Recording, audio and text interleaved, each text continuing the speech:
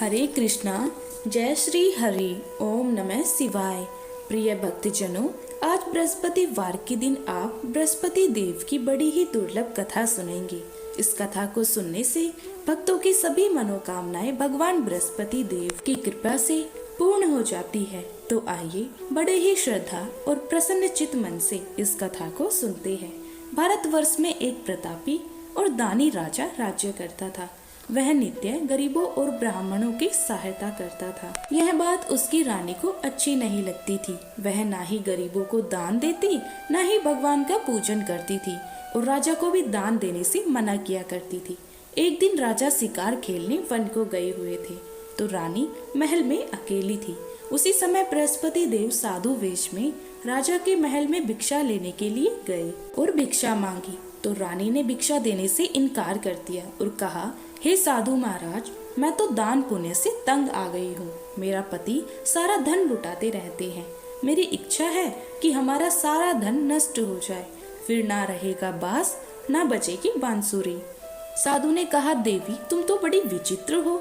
धन संतान तो सभी चाहते हैं, पुत्र और लक्ष्मी तो पापी के घर में भी होनी चाहिए। यदि तुम्हारे पास अधिक धन है तो भूखों को भोजन दो, प्यासों के लिए प्याऊ बनवाओ, मुसाफिरों के लिए धर्मशालाएं खुलवाओ। जो निर्धन अपनी कुंवारी कन्याओं का विवाह नहीं कर सकते, उनका विवाह करा दो। ऐसे और कई काम हैं जिनके करने से तुम्हारा यश लोक में परलोक में फैलेगा। परंतु रानी पर उपदेश का कोई प्रभाव नहीं पड़ा। वह बोली, महाराज आप मुझे कुछ ना समझाइए। मैं ऐसा धन नहीं चाहती जो हर जगह बांटती फिरूं। साधु ने उत्तर दिया, यदि तुम्हारी ऐसी इच्छा है तो तथास्तु। तुम ऐसा करना कि बृहस्पतिवार को घर लीप कर पीली मिट्टी से अपना सिर धोकर स्नान करना, भट्टी चढ़ाकर कपड़े धोना। ऐसा करने से आपका सारा धन नष्ट हो जाएगा। इतना कहकर वह साधु महाराज वहाँ से आलोक हो गए। साधु के अनुसार कई बातों को पूरा करते हुए रानी की केवल 3 बृहस्पतिवार ही बीते थे कि उसकी समस्त धन संपत्ति नष्ट हो गई। भोजन के लिए राजा का परिवार तरसने लगा। तब एक दिन राजा ने रानी से बोला कि हे रानी, तुम यहीं रहो, मैं दूसरे देश को जाता हूँ, क्योंकि यहाँ पर सभी लोग मुझे जानते हैं, इसलिए मैं कोई छोटा कार्य नहीं कर सकता। ऐसा कहकर राजा परदेश चला गया। वहाँ वह जंगल से लकड़ी काट कर लाता और शहर में बेचता था। इस तरह वह अपना जीवन व्यतीत करने लगा। इधर राजा के परदेश जाते ही रानी और दासी दुखी रहने लगी।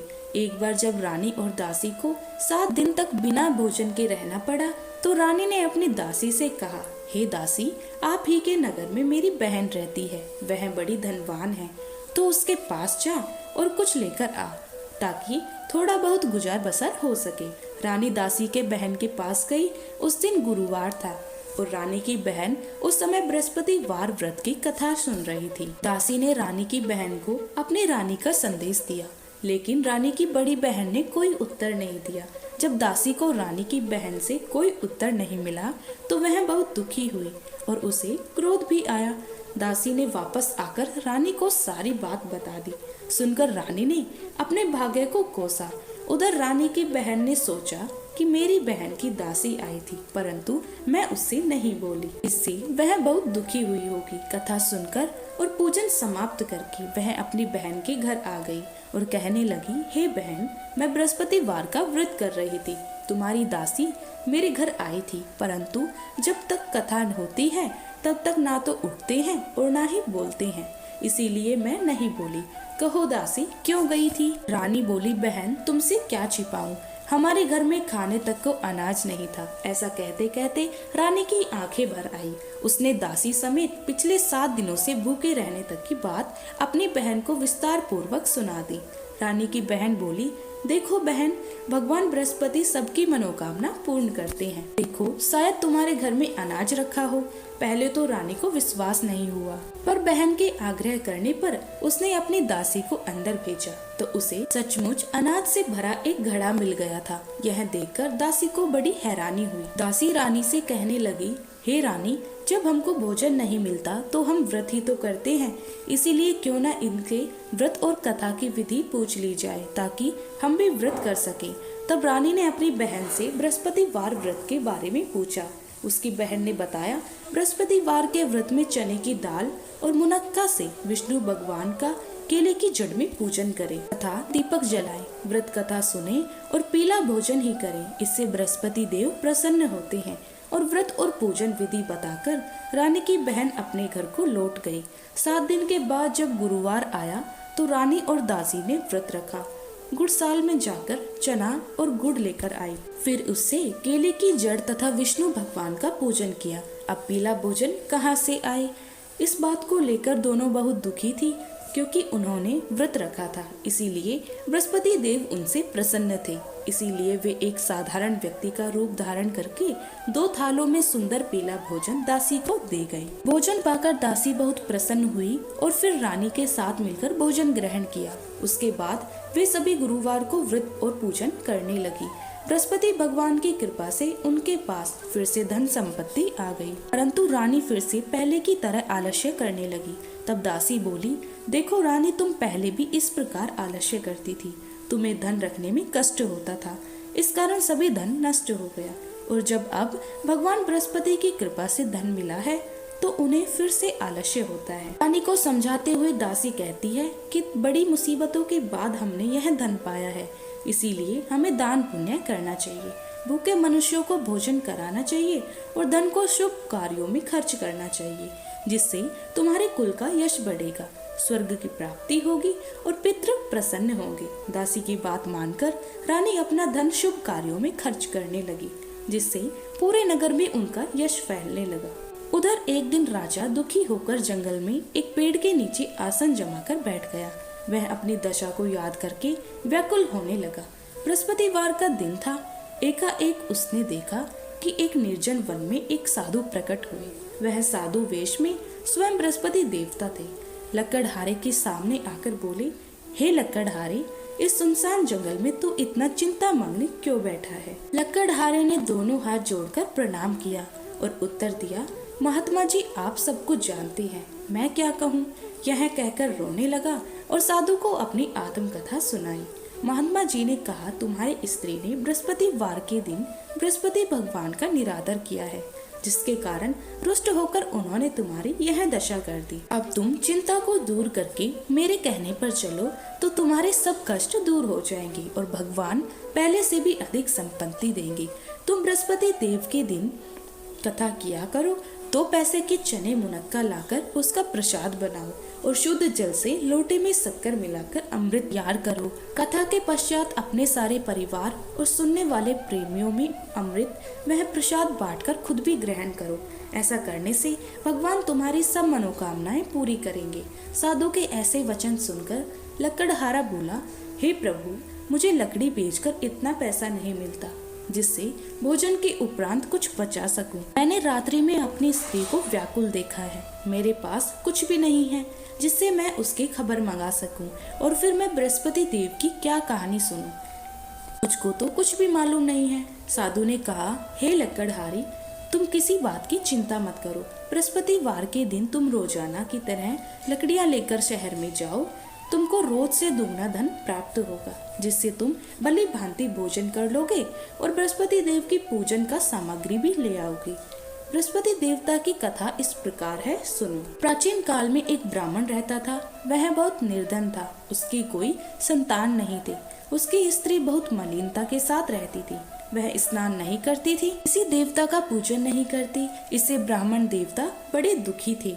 बेचारे बहुत कुछ कहते थे, किंतु उसका कुछ परिमाण नहीं निकला। भगवान की कृपा से ब्राह्मण की स्त्री के कन्या रूपी रत्न पैदा हुआ। कन्या बड़ी होने पर प्रातः स्नान करके विष्णु भगवान का जाप और बृहस्पतिवार का व्रत करने लगी। अपने पूजन पाठ को समाप्त करके विद्यालय जाती तो अपनी मुट्ठी में जौ भर के ले जाती और पाठशाला के मार्ग में डालती जाती।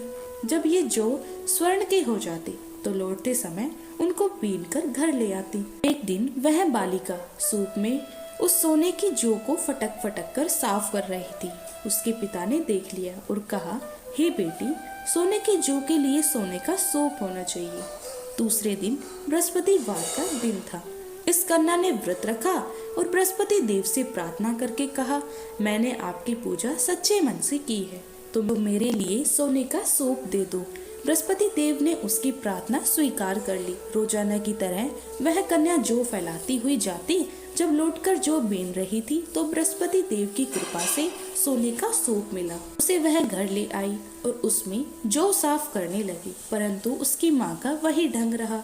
एक दिन की बात है कि वह कन्या सोने के सूप में जौ साफ कर रही थी। उस समय उस शहर का राजपुत्र वहां से होकर निकला। इस कन्या के रूप और कार्य को देखकर मोहित हो गया और अपने घर आकर भोजन और जल त्याग कर उदास होकर लेट गया। राजा को इस बात का पता लगा तो अपने प्रधानमंत्री के साथ उसके पास गए और बोले, हे बेटा, तुम्हें किस बात का कष्ट है? किसी ने तुम्हारा अपमान किया है अथवा और कोई कारण हो सो कहो, मैं वही कार्य करूंगा जिससे तुम्हें प्रसन्नता हो। अपने पिता की राजकुमार ने बातें सुनी तो वह बोला, मुझे आपकी कृपा से किसी बात का दुख नहीं है। किसी ने मेरा अपमान नहीं किया, परंतु मैं उस लड़की से विवाह करना चाहता हूँ जो सोने के सूप में जौ साफ कर रही थी। यह सुनकर राजा आश्चर्य में पड़ गया और बोला, हे बेटा, इस तरह की कन्या का पता तुम ही लगाओ, मैं उनके साथ तेरा विवाह अवश्य ही करवा दूंगा। राजकुमार ने उस लड़की के घर का पता लगाया और बताया। तब मंत्री उस लड़की के घर गए और ब्राह्मण देवता को सभी हाल बताया। ब्राह्मण देवता राजकुमार के साथ अपनी कन्या का विवाह करने के लिए तैयार हो गई तथा विधि विधान के अनुसार ब्राह्मण की कन्या का विवाह राजकुमार के साथ हो गया। कन्या के घर से जाते ही पहले की भांति उस ब्राह्मण देवता के घर में गरीबी का निवास हो गया। अब भोजन के लिए भी अन्न बड़ी मुश्किल से मिलता था। एक दिन दुखी होकर ब्राह्मण देवता अपनी पुत्री के पास गए। बेटी ने पिता की दुखी अवस्था को देखा और अपनी माँ का हाल पूछा। ब्राह्मण ने भी सभी हाल कहा। कन्या ने बहुत सा धन देकर अपने पिता को विदा कर दिया। इस तरह ब्राह्मण का कुछ समय सुख पूर्वक व्यतीत हुआ। कुछ दिन के बाद फिर वही हाल हो गया। ब्राह्मण फिर अपनी कन्या के पास गया और सारा हाल कहा तो लड़की बोली, हे पिताजी, आप माताजी को यहाँ ले आओ, मैं उन्हें विधि बता दूंगी जिससे उनकी गरीबी दूर हो जाए। वह ब्राह्मण देवता अपनी स्त्री को साथ लेकर पहुंची तो अपनी माँ को समझाने लगी कि हे माँ, तुम प्रातः काल प्रथम स्नान आदि करके विष्णु भगवान का पूजन करो तो सब दरिद्रता दूर हो जाएगी। परंतु उसकी माँ ने एक भी बात नहीं मानी और प्रातःकाल उठकर अपनी पुत्री के बच्चों की जूठन को खा लिया। इससे उसकी पुत्री को भी बहुत गुस्सा आया। उसने एक रात को एक कोठरी से सारा सामान निकाल दिया और अपनी माँ को उसमें बंद कर दिया। प्रातः उसमें से उसे निकाला तो स्नान आदि करा के पूजा पाठ करवाया तो उसकी माँ की बुद्धि ठीक हो गई। इसके बाद वह नियम से पूजा पाठ करती और प्रत्येक बृहस्पतिवार को व्रत रखने लगी। इस व्रत के प्रभाव से उसके माता और पिता बहुत ही धनवान और पुत्रवान हो गए और बृहस्पति देवता के साथ उसके प्रभाव से इस लोक के सुख को भोगकर अंत में स्वर्ग को प्राप्त हुए। इस तरह कहानी कहकर साधु देवता वहां से अंतर ध्यान हो गए। धीरे धीरे समय व्यतीत होने पर फिर वही बृहस्पतिवार का दिन आया। लकड़हारा जंगल से लकड़ी काटकर किसी शहर में बेचने गया। उसे उस दिन और दिन से अधिक पैसा मिला। राजा ने चना गुड़ आदि लाकर गुरुवार का व्रत किया। उस दिन से उसके सभी कलेश दूर हो गए। परंतु जब दोबारा गुरुवार का दिन आया तो बृहस्पतिवार का व्रत रखना भूल गया। इस कारण बृहस्पति भगवान नाराज हो गए। उस दिन उस नगर के राजा ने विशाल यज्ञ का आयोजन किया था तथा शहर में यह घोषणा करा दी कि कोई भी मनुष्य अपने घर में भोजन न बनवाए, न आग जलाए। समस्त जनता मेरे यहाँ भोजन करने आए। इस आज्ञा को जो न मानेगा उसे फांसी की सजा दी जाएगी। इस तरह की घोषणा संपूर्ण नगर में करवा दी गई। राजा की आज्ञा के अनुसार शहर के सभी लोग भोजन करने आए, लेकिन लकड़हारा कुछ देर से पहुंचा। इसीलिए राजा उसको अपने साथ घर लेकर आए और ले जाकर भोजन करा रहे थे तो रानी की दृष्टि उस खूंटी पर पड़ी जिस पर उसका हार लटका हुआ था। वह वहां पर दिखाई नहीं दिया। रानी ने निश्चय किया कि मेरा हार इस मनुष्य ने चुरा लिया है। उसी समय सिपाहियों को बुलाकर उसको कारागार में डलवा दिया। जब लकड़हारा कारागार में पड़ गया और बहुत दुखी होकर विचार करने लगा कि ना जाने कौन से पूर्व जन्म के कर्म से मुझे यह दुख प्राप्त हुआ है, और उसी साधु को याद करने लगा जो कि जंगल में मिला था।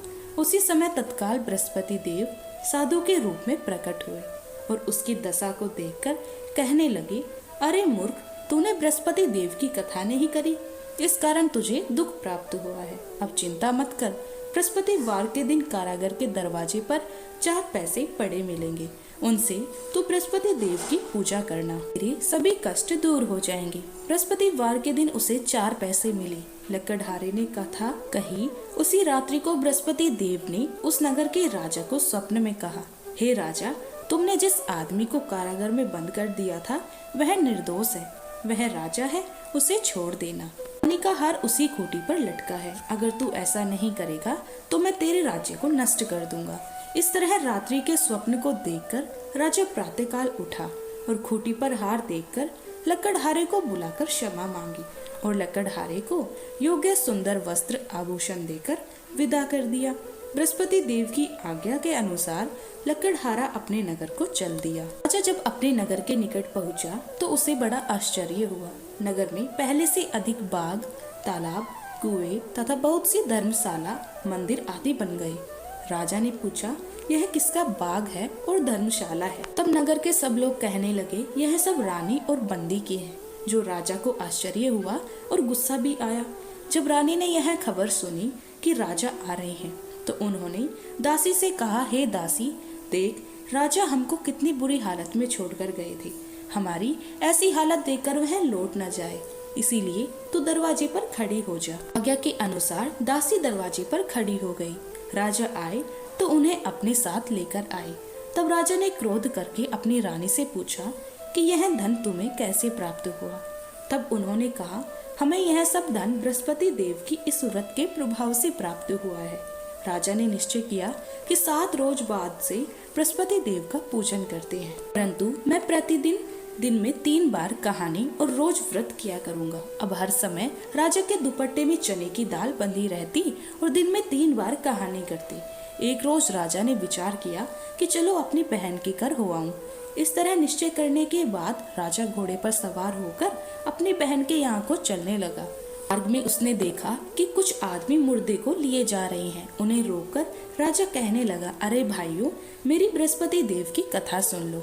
वे बोले, लो, हमारा तो आदमी मर गया है, इसको अपनी कथा की पड़ी है। परंतु कुछ आदमी बोले, अच्छा कहो, हम सुनेंगे तुम्हारी कथा।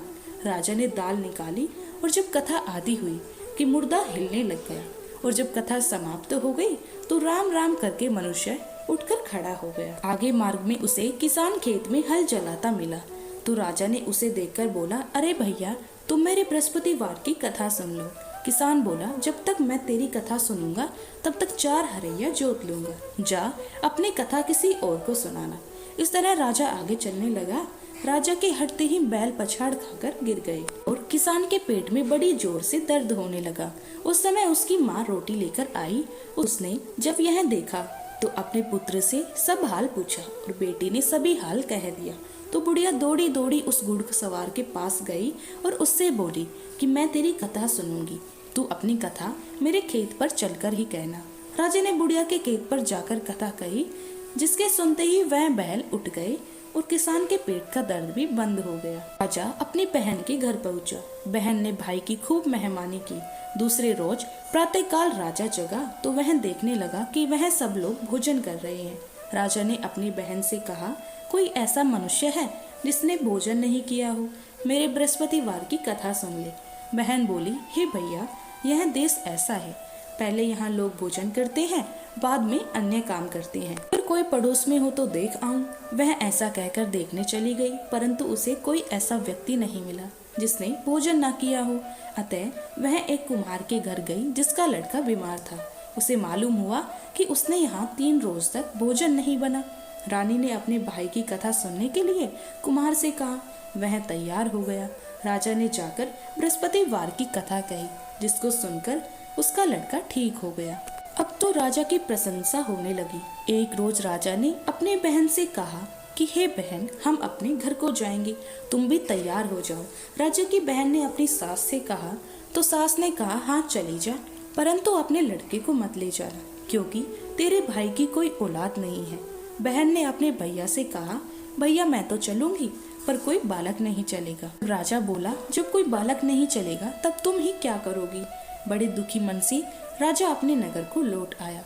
राजा ने अपनी रानी से कहा, हम निर्वंशी है, हमारा मुंह देखने का धर्म नहीं है और कुछ भोजन आदि नहीं किया है।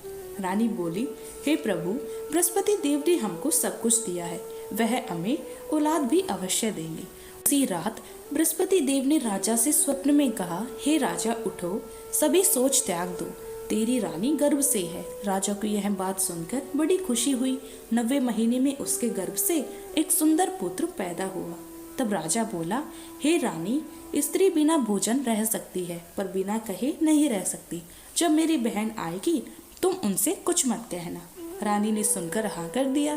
जब राजा की बहन ने यह शुभ समाचार सुना तो वह बहुत खुशी हुई और बधाई लेकर अपने भाई के यहाँ आई। तभी रानी ने कहा, घोड़ा चढ़कर तो नहीं आई, गधा चढ़कर आई है। राजा की बहन बोली, भाभी, इस प्रकार न कहती तो तुम्हें औलाद कैसे मिलती। बृहस्पति देव ऐसे ही हैं, जैसी जिसकी मन में कामनाएं होती हैं सभी को पूर्ण करते हैं। जो सद्भावना पूर्वक बृहस्पति वार का व्रत करता है एवं कथा पढ़ता है अथवा सुनता है, दूसरों को सुनाता है, बृहस्पति देव उनकी सभी मनोकामनाएं पूर्ण करते हैं। बृहस्पति देव उनकी सदैव रक्षा करते हैं। जो संसार में सद्भावना और सच्चे हृदय से बृहस्पति देव का पूजन करते हैं, उनकी सभी मनोकामनाएं उसी प्रकार पूर्ण होती हैं। जैसे राजा और रानी ने बृहस्पति देव की कथा का गुणगान किया, उनकी सभी इच्छाएं बृहस्पति देव ने पूर्ण की। मनुष्य को हृदय से उनका मनन करते हुए जयकारा करना चाहिए। तो प्रेम से बोलिए, बृहस्पति देव की जय, विष्णु भगवान की जय। यदि आपको भक्ति का यह मार्ग प्रिय लगा हो तो आप चैनल को सब्सक्राइब अवश्य करें।